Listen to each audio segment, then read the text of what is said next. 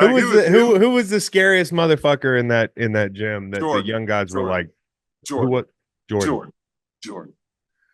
He, like the drills that you do every day just to become a better player, and you do them hard. Like, he was playing that way in the game. He was denying, seeing the man in the ball, turning, talking on defense, elbowing guys as they came through the paint. Like, we saw his greatness, and he shut anyone that he was checking down. It was not a game. The same with Pippen, the same with Ewing. Those guys came out and played. We caught them slipping. That's all I can honestly say. We beat them. We caught them slipping, but they ain't slipped no more because they beat our ass every day for the rest of that practice. But we felt like, hey, we earned it. But they were cool, man. Took us to dinner. I mean, would let us hang out in their room. It was the best basketball time of my life to be able to try to prove yourself against your heroes. And you got to play Jordan in the playoffs. Was it your last Bullets game was against Jordan? Yeah. What was playoff MJ like? Like, if I was a young guy and I was a rookie and I had to guard Jordan, you know, the way we talk about when we're getting ready to play Mahomes for the first time, and I got to tell the guy, like, listen, it's going to be like this. Yes. What would you tell me about playing Jordan in the playoffs? I would say stay focused. Do not fall for the gimmicks. Do not talk to him. Don't talk. Don't give him any incentive.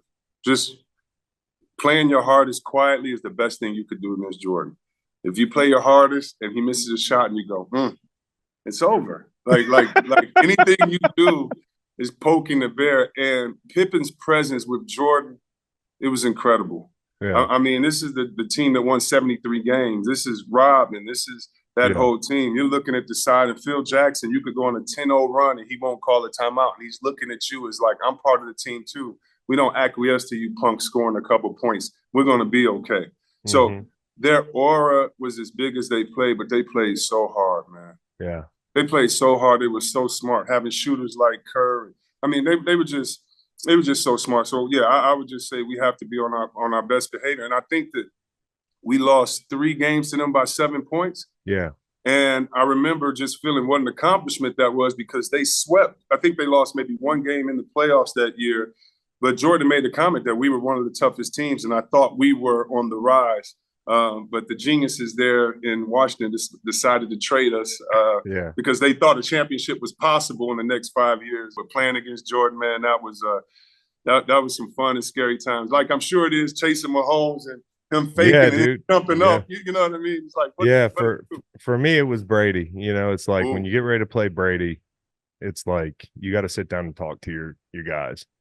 Like, there's got to be a conversation akin to the one that you had with me, hypothetically, if I was guarding Jordan. Yeah. And, you know, there's just do's and don'ts, you know, some guys are different.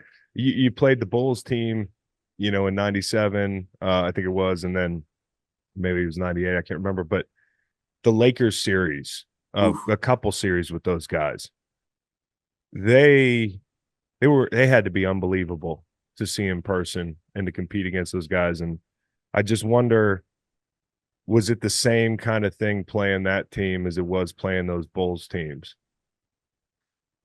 It was, and again, it wasn't, in the fact that if you're going up against Shaq and Kobe, you better be ready. And Phil, you better be ready. But I would ask you this: when you talk about playing against Tom Brady, did everyone else play better that game because Tom was kind of the headstone? So guys that makes don't everybody block better well on tape, guys that don't run hard, they play harder when they play with him.